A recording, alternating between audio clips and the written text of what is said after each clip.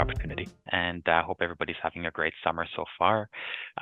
It's my pleasure to take the next hour or so to discuss this report with you entitled Building Bridges, Perceptions, and Realities about the English-Speaking Communities of Quebec and their relationship with French in Quebec and bilingualism in Canada. A little bit of background about this study that we conducted.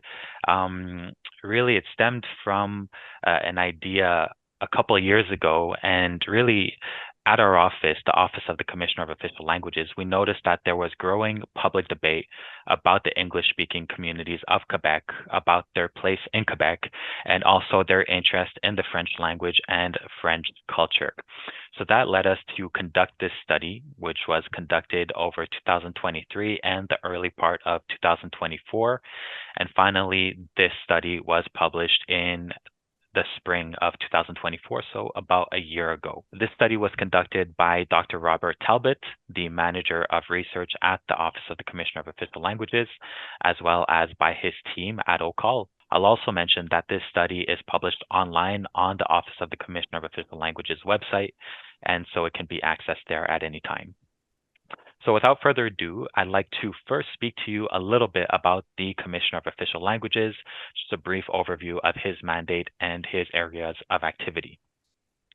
So as many of you may know, Monsieur Raymond Théberge has been the Commissioner of Official Languages of Canada since January 29, 2018. The Commissioner's mandate is to take all measures within his power to ensure that the 5 main objectives of the Official Languages Act are met. And really, the Commissioner has 2 main areas of activity. There's the promotion and the compliance area of activity. So on the promotion side, it includes a number of activities, notably education through research, studies, and awareness activities. So this study was part of our promotional activities, and this presentation also fits within the category of promotion activities. In addition, we work with federal institutions and other organizations, various levels of government, and we work with official language minority communities, of course, throughout the country. We also do a lot of monitoring to ensure that language rights remain a top concern for leaders in society. So that covers the promotion area of activity. Now, on the compliance side, the Commissioner of Official Languages is an ombudsman, which means that he receives and reviews complaints, and if required, he also investigates those complaints and makes any necessary recommendations. Now, as some of you may be aware, the Official Languages Act was modernized in June of 2023, so approximately 2 years ago. And with that modernization, the Commissioner of Official Languages was granted new tools to ensure that federal institutions comply with the Official Languages Act. And so he has now a more garnished toolbox, and more garnished toolbox, which includes tools such as the power to enter into compliance agreements with federal institutions, to issue orders to them, and so on. The Commissioner's mandate is to take all measures within his power to ensure that the 5 main objectives of the Official Languages Act are met. And of course, you have them here on your screen. So one objective of the Official Languages Act is to ensure the equality of English and French in federal institutions. By the way, these objectives of the Official Languages Act are in no particular order here. A second objective is to support the preservation and development of official language minority communities throughout Canada. A third is to advance the equality of English and French in Canadian society while taking into account the diversity of provincial and territorial language regimes. A fourth objective of the Official Languages Act is to promote the future of French in Quebec. So this is a new objective of the Official Languages Act. It was included in the recent modernization. So there really is a particular emphasis in the Act on promoting and protecting French in Quebec, and not only outside of it in official language minority communities. And a final objective of the Official Languages Act is to clarify the official languages obligations of federal institutions. So now that I've given you a very brief summary of the Commissioner's role and mandate, I'd like to jump into the heart of today's discussion, which is the Building Bridges report. And I'll start by going over this quote that we heard from one of our Anglophone participants in our focus groups. The individual said, "I guess we believe what we want to believe about each other." speaking of Anglophones believing what they want about Francophones and vice versa. The person went on to say, but I think the issue with having pre-existing prejudices and biases about Francophones or Anglophones or Allophones is that it just doesn't help anything. Relationships don't get better if we just continue to believe any of our prejudices. I like to start with this quote because it summarizes a lot of what we heard. This study is really about deconstructing false perceptions about communities, about the English-speaking community of Quebec. As this person rightly points out, pre-existing prejudices, whether it's about one linguistic group or another, don't help anything. And so really that's what our study sought to do. It's really to deconstruct persistent myths about the English-speaking communities of Quebec. Now, in terms of the objectives of this study, a first objective was to explore certain myths and perceptions about the English-speaking communities of Quebec, abbreviated here by ESCQ, and also to identify potential solutions to deconstruct these myths. A second objective was to inform the Office of the Commissioner's reflections and messages on the English-speaking communities of Quebec. And finally, this study also sought to nuance the perspectives of opinion leaders and target populations regarding the English-speaking communities of Quebec. In terms of the methodology, there were three main components of this study. So the first main component was background research. Essentially, we looked at census data and public opinion research surveys conducted by the Department of Canadian Heritage and our office, the Office of the Commissioner of Official Languages. So that was really the backbone of the study. It was just to get data about the English-speaking communities of Quebec. A second component was looking at qualitative research. So we conducted 6 90-minute virtual focus groups in December of 2023. Now we have here in the table a roundup of these virtual focus groups. So on the Francophone side, we rounded up 2 Francophone groups that were composed of people living in the Montreal or Gatineau areas, as well as 2 other focus groups that were conducted in French with Francophones, composed of people that were outside of the regions of Montreal and Gatineau.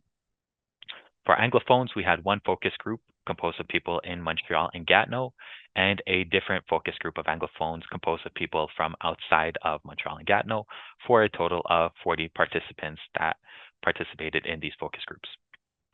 That was the second component of the study. The third component was the quantitative research part.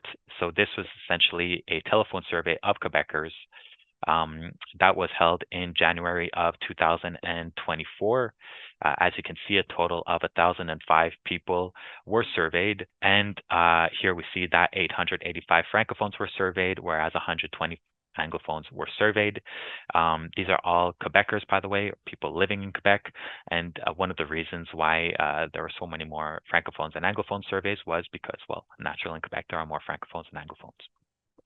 Moving on to a couple of key findings that came through throughout the study, so throughout all 3 components of the study.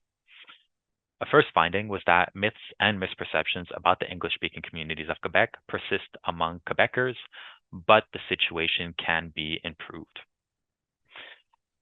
So we found that, yes, there are misperceptions about the English-speaking communities that persist among a good proportion of Quebecers.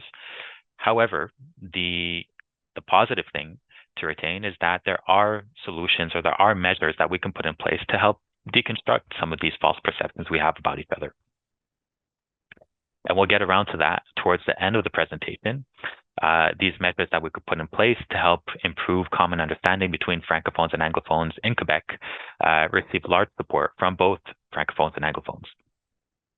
That's really positive. Also, it's encouraging to note that English-speaking and French-speaking Quebecers appear to get along well individually. So most Anglophones and Francophones appear to get along quite well at the individual level. This could be Anglophones and Francophones in Quebec interacting as colleagues, as members of the same family or extended family, as neighbors, and so on. So that was also encouraging, and that came through quite a bit, not only in the qualitative focus groups that we held, but also in the quantitative component of the study.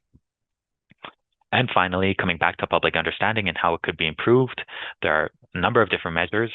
But first of all, what we do is illustrate constructive examples of the English-speaking communities of Quebec engaging with the French language and French culture, Francophone culture, and also backing this up with factual data. Something else we could do to improve public understanding between Francophones and Anglophones in Quebec is to foster more positive in-person interactions to the benefit of Canada's linguistic duality more broadly. So more on that at the end of the presentation. Now, if we turn to the first component of the study, which looked at census data and public opinion research surveys, what we found is that most English mother tongue Quebecers can speak French. So 71% of English mother tongue Quebecers are bilingual, and a majority of them use the French language at work or as a language of instruction at school. They speak it at home or have it as another mother tongue. And so this is robust data from the 2021 census. What's encouraging about this is that not only do most English mother tongue Quebecers speak French, right, 71%, but they also use French in an important facet of their life. So that's encouraging. Also, we found that most Anglophone Quebecers engage in cultural activities in French, and they are as supportive as Francophone Quebecers of statements in support of Canada's linguistic duality. Canadians outside of Quebec also support the Official Languages Act, and we know this from public opinion research surveys conducted by Canadian Heritage and ourselves. So when we say that most Anglophone Quebecers engage in cultural activities in French, what we mean here is that they engage in one or an array of cultural activities in French, and this could be anything from participating in shows, going to concerts in French, consuming the news, whether it be on TV or the radio in French. It could be reading books, novels in French, listening to music or podcasts in French. So most Anglophone Quebecers do engage in cultural activities in French, which once again is encouraging. If we look now at the findings from the qualitative component of the study, we first found that people's opinions appear to be informed by a variety of factors, notably their individual outlook. So this is their own personal way of seeing the world. Of course, that influences their perception about various linguistic groups in Quebec. People's opinions also appear to be informed by their direct personal experiences with the other linguistic group. So Anglophones' experiences in their day-to-day interactions with Francophones will influence their perception of Francophones and vice versa. And we also know that perceptions of the public discourse, so what people hear in the news, on the radio, or hear on TV, also influences their perception of the other linguistic group. So what Francophones hear about Anglophones influences their perception about them, and vice versa. So that's the first thing that we noticed in the focus groups. That's something that came out. Something else that came out in the focus groups is that Francophones tended to underestimate Anglophone Quebecers' ability to speak French, their use of the language, and their interest in French language culture. As one Francophone participant in our focus group stated, perhaps there are a lot of Anglophones who are indeed bilingual, but they often don't use their French, and that's why we don't hear it. So many Francophones in our focus groups were concerned about the long-term future of French in and outside of Quebec. Some participants from Montreal and Gatineau were especially frustrated at how much English they heard in their day-to-day lives. And that might have an impact on their estimation of how often Anglophones use French. As we saw a little bit earlier, we know that Anglophones do use French in an important facet of their life, and at least one important facet of their life. Okay, moving on to potential solutions here that came through in the qualitative component of the study. We found that even some of the more skeptical participants mentioned having positive personal interactions that had nuanced their view.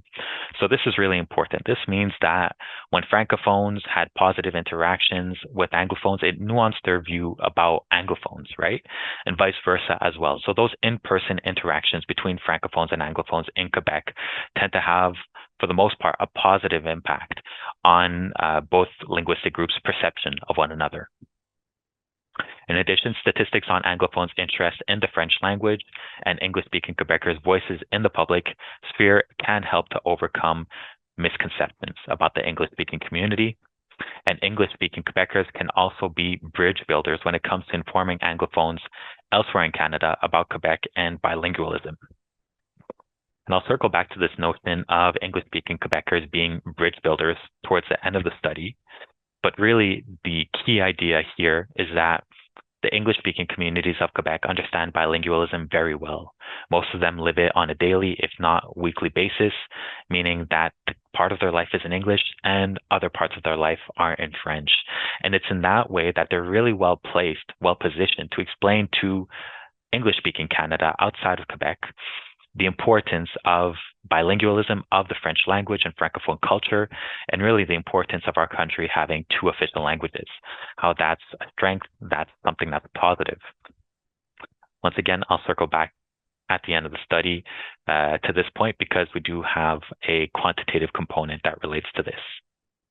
On that note, let's move on to the quantitative component of this study.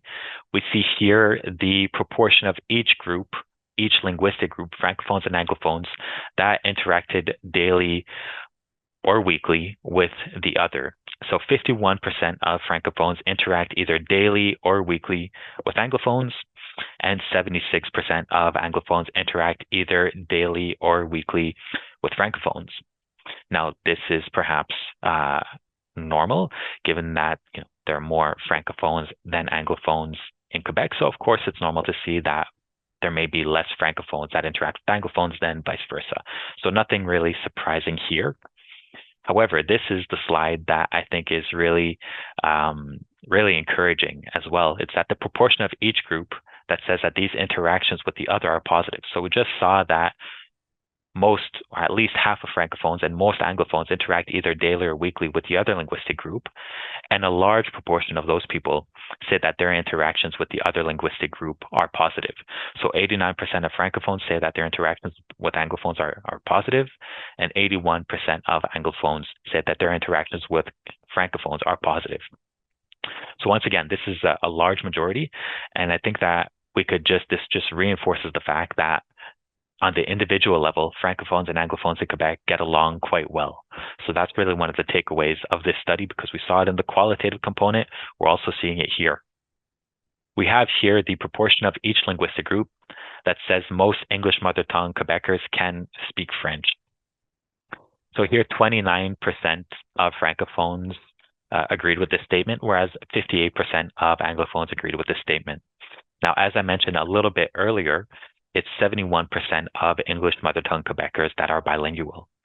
So what we see here, in fact, on behalf of both Francophones and Anglophones, even, is that there's an underestimation of the degree to which the English-speaking community of Quebec is bilingual. So, of course, we see here that this underestimation is stronger on behalf of Francophones than it is on behalf of Anglophones, which is somewhat natural. We would expect the English-speaking community to know more about itself than the Francophone community to know about the English-speaking community. But I think that globally, the takeaway here is that there is an underestimation to the extent to which the English-speaking community is bilingual. So this was surprising, and this may be attributed to persisting myths about the English-speaking community as a community that does not engage with the French language, that does not speak with using the French language, that does not engage with Francophone culture. Clearly, we see here that myth or that perception about the English-speaking community persists despite evidence to the contrary. This was another portion of the study here. So staying within the qualitative, or rather quantitative component, participants that were surveyed here were asked to answer either true or false to a statement that they were read. And in this case, these statements are all true. So, for example, most English mother tongue kids in Quebec are either in French schools or in French immersion. 79% of Anglophones agreed with this statement. They said it was true, which it is, and 44% of Francophones agreed with the statement, saying it's true. So we do see a little bit of a difference here of around 35% between the Francophone group represented in orange and the Anglophone group. Another statement that is also true is that in Quebec, most people with English as a mother tongue use French in their daily lives. As I mentioned earlier, this is true. 42% of Francophones got the correct answer here, whereas 73% of Anglophones got the correct answer. Another statement that holds true is the vast majority of Canadians outside of Quebec support the Official Languages Act. 44% of Francophones got this answer correct, and 64% of Anglophones got the answer correct. We know this to be true through public opinion research surveys. Now, for methodological reasons, the statements need to be true in some cases and false in other cases, just to ensure that we're getting people are not just answering true and getting all the answers correct. You need to kind of flip the answers around, like I said, for methodological reasons. So these statements are false. The correct answer here is false. For example, in Quebec, English mother tongue workers don't regularly use French at work. So 33% of Francophones answered false, which is the correct answer, and 62% of Anglophones answered false in this case as well, which is the correct answer. Another statement that was read to participants was, in Quebec, children from mixed marriages end up with English as a mother tongue instead of French. Once again, we know this to be true. 35% of Francophones got the correct answer here, and 54% of Anglophones got the correct answer. Another statement that was read to participants was, Anglophones in Quebec don't interact much with Francophones. As we saw a little bit earlier, this is false. Upwards of 70% of Anglophones interact with Francophones on either a daily or weekly basis. So 45% of Francophones answered false, and 62% of Anglophones answered false to the statement, which is the correct answer. And moving on here, it is rare for Anglophones in Quebec to take an interest in French language culture. 39% of Francophones got the correct answer, 51% of Anglophones got the correct answer. And finally, Canada's official bilingualism is more valued by Francophones than by Anglophones in Quebec. Once again, this statement is false. 22% of Francophones got the correct answer, and 48% of Anglophones got the correct answer. So what we see here globally is that, yes, Anglophones tended to get the correct answer more often than Francophones. So, this is kind of a situation where we could see the glass half full or glass half empty. If we look at the glass half empty, we see that clearly, on behalf of Francophones especially, but also on behalf of Anglophones, there's more work to be done in terms of educating the community on educating Francophones and Anglophones, really all Quebecers, on the realities about the English-speaking communities and the level to which they engage with the French language and culture, as I said earlier. So that's really what needs to be improved. That's kind of seeing it as a glass half empty. If we look at the glass half full, there is a substantial portion of Francophones and a greater proportion of Anglophones who really do know facts about the English-speaking communities. So globally, I think that we could say that there's more work to be done. Yes, people need to know, we need to set the record straight about the English-speaking communities of Quebec, their engagement with French, the language, the culture. Having said that, we're not starting from scratch. There are perceptions that are starting to shift, that have been shifting over the past, I assume, decades, slowly but surely. What we know about perceptions is that they often persist in time, right? So it does take time to correct perceptions, especially outdated perceptions. And what this tells us is that there's more work to be done in that respect, although there's already a significant portion of the Francophone population and, of course, a greater proportion of the Anglophone population that know key facts about the English-speaking communities of Quebec. Moving on here, we have the proportion of each linguistic group that says that misconceptions between Anglophones and Francophones in Quebec are a problem.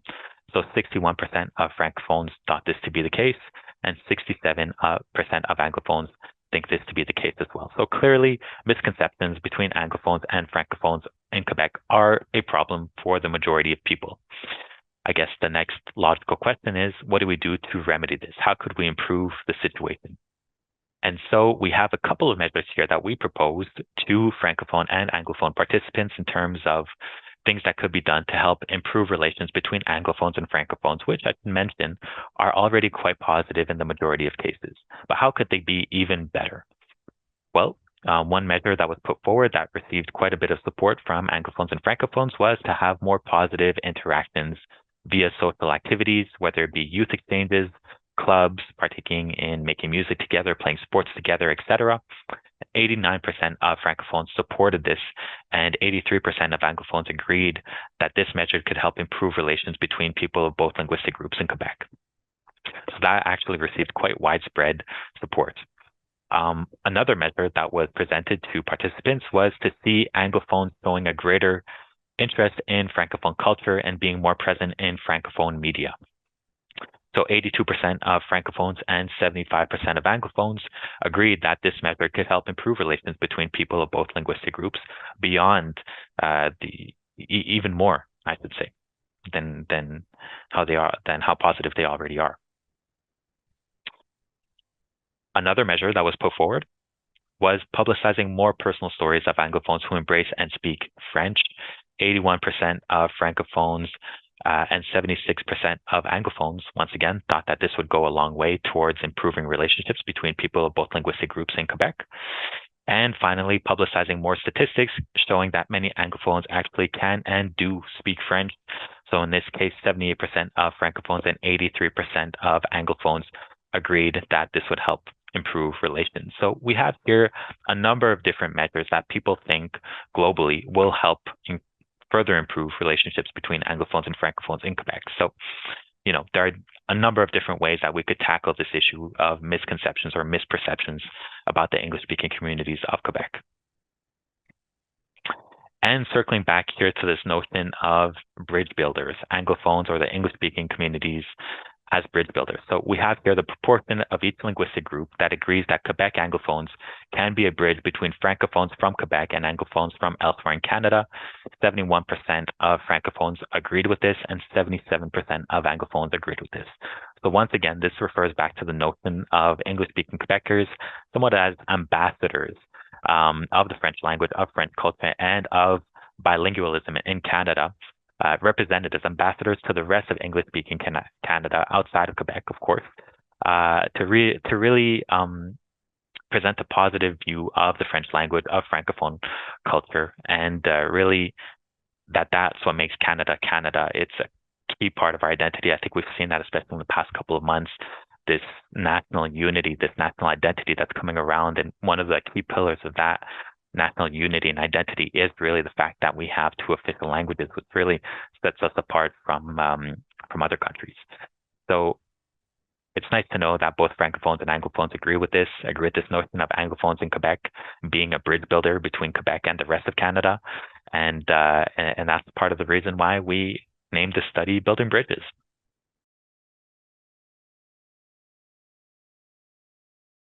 Has Bill 96 caused damage to bridge building? Mm-hmm. So I will say that the survey and the focus groups were held the focus groups were held in December of 2023, and the survey was conducted in January of 2024. So the data that we collected regarding, bilingualism of Quebecers, of English-speaking Quebecers, that dates back to the latest census and public opinion research surveys. But the second and third components, so the focus groups and the surveys were held obviously after Bill 96 was passed. So the data reflects obviously the passage of Bill 96 and the current situation. This is, like I said, it was published only a year ago, so this is still fairly relevant and up-to-date information. So has it changed? I mean, I suppose over the past year, I don't believe it's changed too much. So we'll go to Danish Khan next. Hi there. I'm here on behalf of a federal MP from Montreal, East End of Montreal, and so we just wanted to get some suggestions, and we've talked about some of the solutions and some of the ideas that we have to sort of encouraging Anglophones and Francophones to mix more in sports and community events. Do you have any suggestions in terms of like what we could do or how we could collaborate at the federal level in order to sort of encourage this? There's a number of different avenues that could also be taken to help, improve relations between Anglophones and Francophones. I mentioned seeing Anglophones showing a greater interest in Francophone culture, being more present in Francophone media, publicizing more personal stories of Anglophones who embrace and speak French, and also publicizing more statistics showing that many Anglophones actually can and do speak French.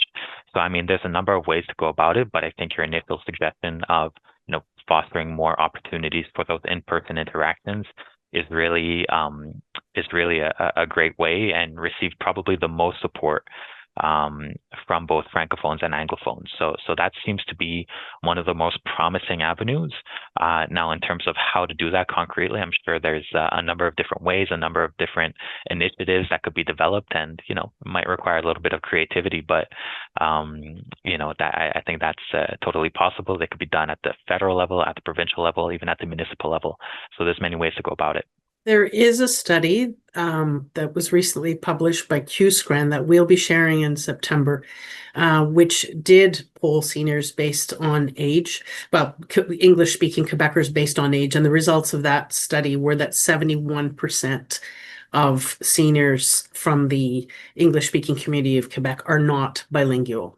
So I did kind of mention this too. We discussed it lightly with Alexandre and in advance, and it's another kind of interesting lens to view this from. Such an important conversation, Alexandre. Thank you for being our guest today. We really appreciate it. Obviously, this is an ongoing conversation. Absolutely. Yeah. My pleasure. Thank you, everyone.